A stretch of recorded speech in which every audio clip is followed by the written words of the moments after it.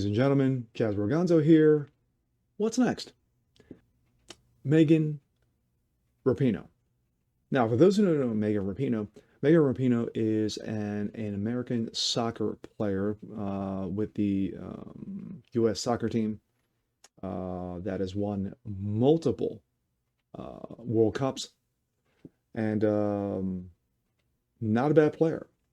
But that's not what she's famous for. She's famous for triggered. My feelings are hurt. Um, Here are my pronouns. Uh, why is there such a discrepancy in pay between men and women? Why are men getting paid more than women in sports? Specifically, soccer. Well, that has been the wage gap between men and women has already been debunked, has already been debated over and over again. And I'm not going to rehash. You can you can pull up online to see why there are discrepancies between men's jobs and women's jobs and why men get paid more than women. But we're going to concentrate recently that Megan Rapinoe showed up at the White House. And of course, President Dementia decided to sign not an executive order, but basically a women's equal pay day. Ooh, because, the border, uh, out of control with hundreds of thousands pouring over into the border per month since President Dementia got into the White House. China, our biggest threat, yet the Biden administration wants to continue to kiss their ass, um, make sure that men who pretend to be women are able to participate in women's sports, literally destroying Title IX. But that's a priority for him. But when it comes to the aforementioned, it's okay. It's all right. But we're going to concentrate on this story in particular. Because once again, the irrelevant want to stay relevant. Let's take a look. This is an older story, and this comes out of the Heritage Foundation.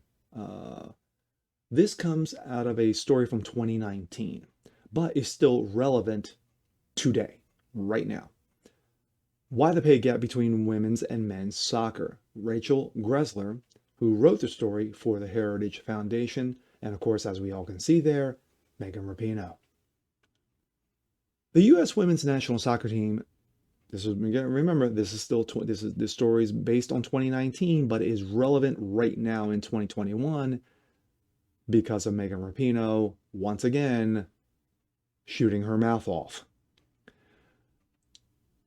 The U.S. women's national soccer team just won the World Championship while the U.S. men's soccer team failed to even qualify for the Men's World Cup, of course, 2019.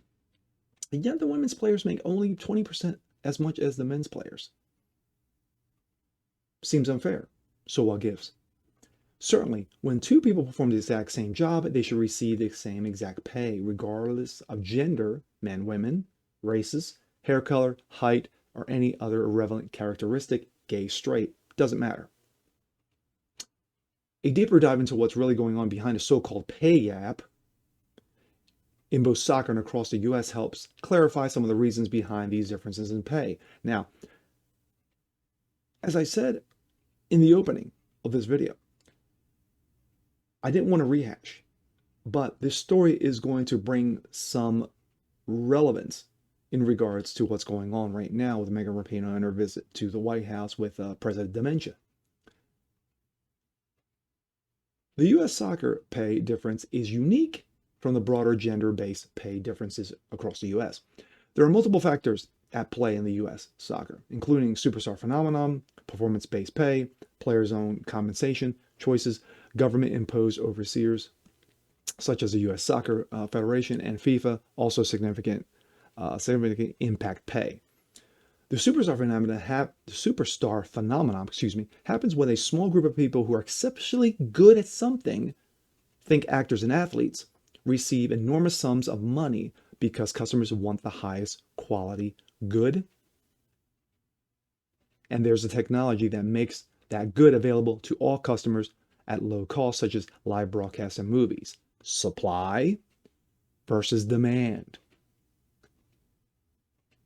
You take, for example, let's go to the WNBA. You take Sheryl Swoopes, tremendous WNBA player. Michael Jordan, considered by 99.9% of those who watch basketball the GOAT, the greatest of all time. Sorry, LeBron, not you. There's a difference. Supply and demand requires that when you have an exceptional product, Michael Jordan, people want to see him. People want to buy his jerseys. They want to buy the shoes. They want to see the commercials. They want to see MJ, MJ, MJ. Sheryl Swoopes, okay, she was signed with Nike. Some people saw her with the WNBA. She won a title with Houston. There wasn't that, well, we need to see Sheryl Swoopes all the time, all the time, all the time. You know, show me Sheryl Swoopes. No, there wasn't that demand for it because of the play. When you watch the WNBA, you're watching fundamentals. When you're watching the NBA, you're watching excitement. Even in now, the NBA, which of course most people have watched, especially the NBA this year and last year, it's become trash because of the political wokeness garbage that is infestated, like rats at a hoarder house. That's what you get. The days of tremendous players like LeBron, who LeBroni, as I lovingly like to call him, doesn't do it anymore. You don't have the Kobe's, you don't have the Barkleys, the Jordans, the Olajuwons, the Patrick Ewings, the Karl Malones, the John Stocktons, the Allen Iversons. You don't have those players in the league anymore. Superstar players who allow their play. Yes, some were mouthy, but for the most part, they let their play speak for them. Those like LeBroni and Megan Rapinoe decide to say, hey, here's my wokeness. Here's my identity politics. That is going to speak for me now more so than my play. Now, caveat, let's pivot back to the story.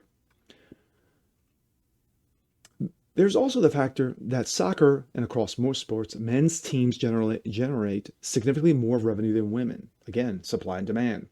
Pay for performance dictates that workers' pay should reflect what they produce. This is the big part right here. The Women's World Cup is expected to generate 131 million in revenue, just 2% as much as the 6.1 billion with a B generated by the men's 2018 World Cup. Why? Because of supply and demand. Nobody is saying, I want to see Megan Rapinoe because she's an awesome soccer player. No. Megan Rapinoe says, you're going to see me is because of my politics. Versus someone like Ronaldo, I think I'm pronouncing his name right, who's I think is considered one of the greatest players to ever play the game. People are demanding to see him. As we all know, soccer has a bigger following outside the U.S. than inside the U.S. Well, you have those who are 100,000 filling up stadiums. Well, this was 2019. Who wanted to see him? There is one, and the current best player in soccer right now who had a little beef with LeBron. LeBron talking about his politics, and basically the guy just said, you know what, just shut up and dribble. Just play the game. Enough with the politics. Let your play speak for yourself. Basically put him in his place. There's a number of videos you can catch that, and he basically roasts LeBron because of it. It's beautiful to see. But regarding Megan Rapinoe, is that, again, she doesn't look at the facts. It's all about my feelings, my feelings, my feelings. And again, 131 million in 2019 versus 6.1 billion that the men did in 2018. Again, I'm going to re-emphasize this. Supply and demand. People want to see the men's soccer player because it's not because it's better play. It's not that saying that the women can't play, because they can. But then again, this is the same women's soccer team who lost to a high school team back in 2015. But yet, you still have Megan Rapinoe running around saying, "Where's my money?" Well, Megan Rapinoe, you're getting paid. You may not be getting paid as the 10th, 20th, 30th, 50th top men's player in the world, but you're still getting play, and you're still getting airplay because of your wokeness. The shenanigans, the clownery, the buffoonery, that is the left. And with that being said, I'm Jasper Oganzo. This is What's Next. If you want to see more just like this, please leave a comment below. Like it, share it, hit that subscription button, slam that notification bell so you don't miss a thing. And we'll see you next time.